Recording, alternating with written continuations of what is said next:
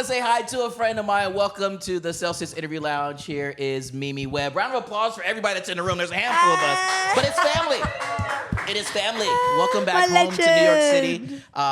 Goodness gracious, my love. I guess I just want to start fresh out. Like, how's the heart? How happy are you? How are we feeling inside here? Oh, you're the best. I'm feeling really very happy. I mean, being in New York definitely adds a lot to that. But yeah, no, feeling really good. And I mean, gosh, we're a couple of weeks away from, I want to say a new version of you, but a more introspective, a deeper, a more vulnerable, maybe Mimi, with the album that you're entitling Confessions. That's a heavy title for an album. Yeah. Where are these stories coming from for you? I feel like for me, honestly, this album's just been a process of just really knocking down that fourth wall. Yeah. And I think as an artist and a person, it's been kind of really living through life experiences and starting to really understand it. I think, you know, my first album was kind of just touching the surface a lot for me. And now going into my sophomore album, it's really diving into so many different versions of heartbreak, different types of heartbreak, which I never thought were even possible. There's grief in there. There's also some really amazing, empowering moments. And I think it's all just about getting to know myself and my 20s and just kind of having that whole experience of the unexpected turn of events. You're growing, you're learning more about yourself. And we've talked about this loads before. You've always been one to speak and sing from your heart. So to find this version of her inside and to express these emotions, what was that sense of relief, just knowing that you could go there and that you could release these emotions and be like, this is a part of me. Yeah. Take it or leave it. Yeah, no, that's so true. I feel like it was, because I wrote the album and I basically had it all done about a year ago and I actually just scrapped the whole thing. Yeah. And I redid it and I felt like I wasn't being true to who I was as a person. I wasn't telling the story of what I've actually really been through. And it was all just, it didn't feel like me. And I just wanted to really be able to just be honest and not make everything try and seem so perfect. You know, I like the chaos. I like the chaoticness of it. That's the beauty, you know?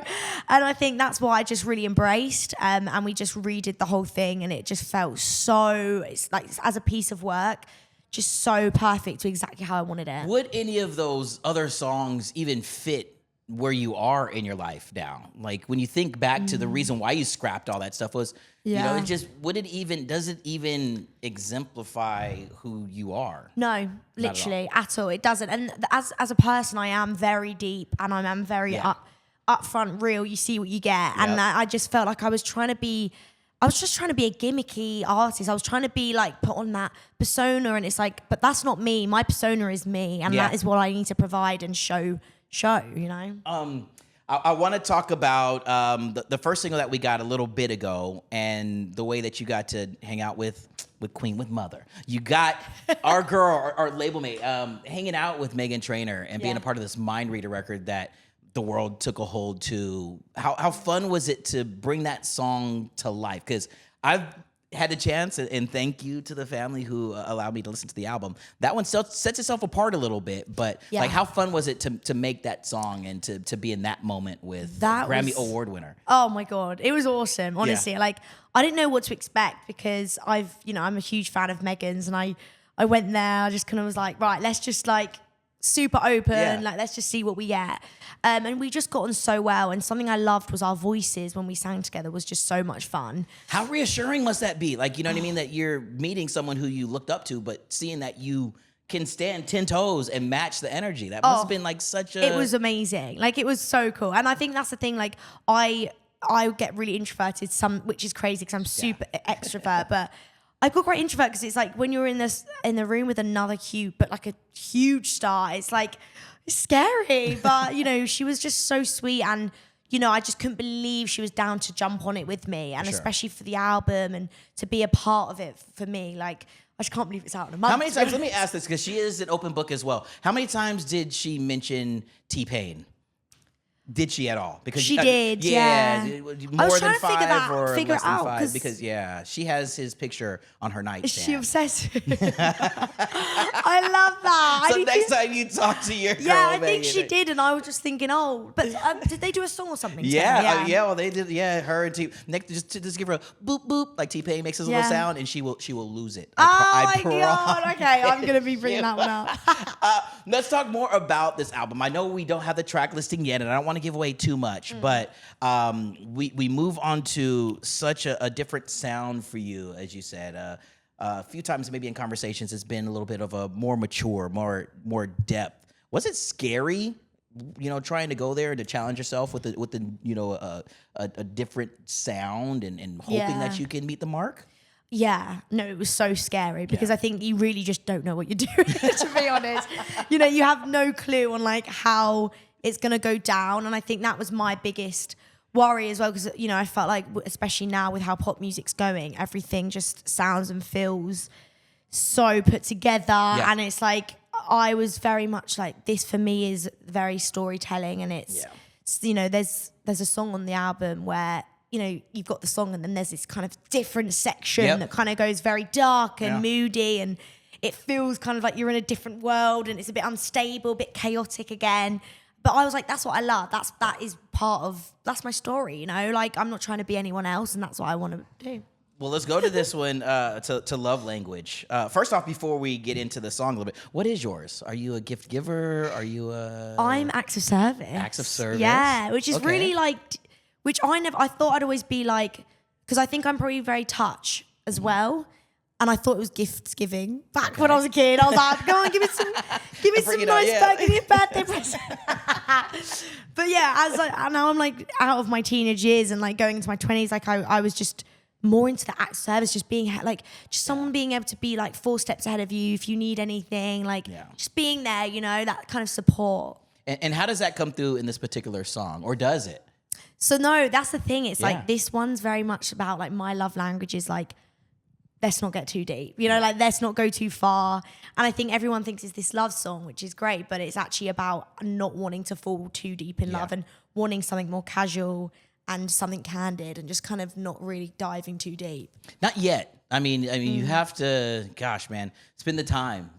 You have to be willing to receive that kind of energy from someone before you give your all. Yeah. And you know what I mean? To be protective of that is super important. So true. Be protective of it. I want to talk about all the emotions on the album. As you said heartbreak and vulnerability.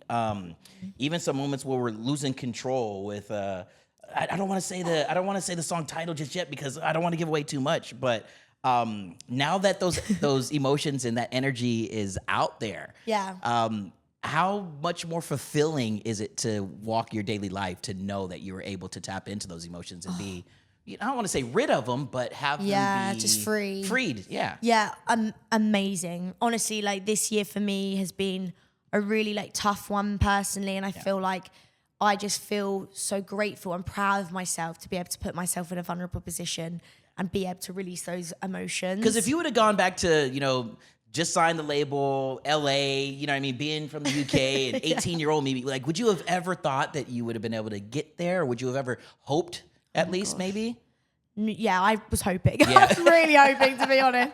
But I didn't, I think it's so hard with social media, especially these days, because there's always a comparison. There's always someone that you want to be doing what that person's doing, and just being able to maintain this organicness of who you are is such a challenge. And I think that in itself is something to be so proud of and grateful for. For sure. So I feel like that is definitely kind of where my head's been. I'm going to take a little bit of a left-hand turn in the conversation and ask, if you were going to play a role in Oliver,